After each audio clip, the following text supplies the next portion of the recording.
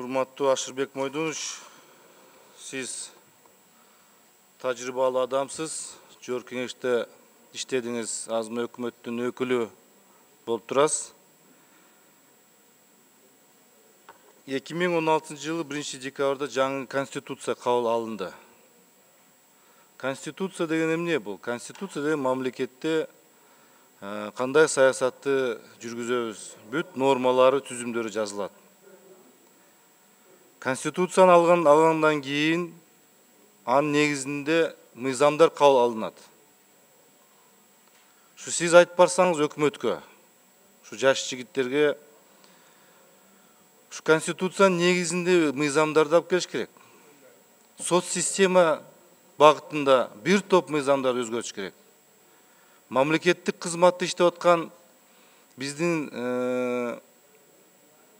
адамдарыбызга тиешеси бар өзгөрүүлөр болгон. Прокуратура жөнүндө тергөө алынды, билесиз. Ал жерде мыйзамдар да бар. Өкмөт жөнүндө мыйзамына бир топ өзгөрүүлөр кириш керек. Конституцияда майда чуда тиги ине-жибине чейин жазылбайт. Мыйзамга жазылып, мыйзамдан кийин анан буйруктар чыгат, токтомдор чыгат. Мына ал жерде жаңы конституцияда коалиция жөнүндө, коалициянын ыдырашы жөнүндө регламентке дагы мыйзамдар жазыш керек. Бир жылдан ашык өттү, ошол конституция кабыл алынышына. Ошого жараша бир топ мыйзамдар келиш керек, бирок ал мыйзамдар жок бүгүнгүгө чейин. Кечеги күн тартипти карадык, бүгүн күн тартипти карасак 4-5 эле маселе. Кана өкмөттөн келген мыйзамдар. Ошону жакшынакай жеткизбесеңиз, кийин мына акимдерди дайындап атат.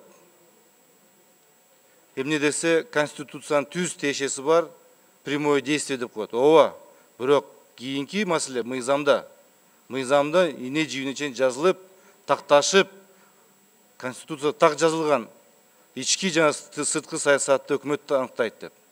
Ошончо мына сиздер мыйзам боюнча дагы жакшылап карап коелу, анткени кийинки кайсы бир кадамдар болсо мыйзамсыз болуп калышы мүмкүн. Кийинки маселе, мага Кант шаардан арыз келип түштү. Кант шаар азыр өтө орчундуу акыбалда турат.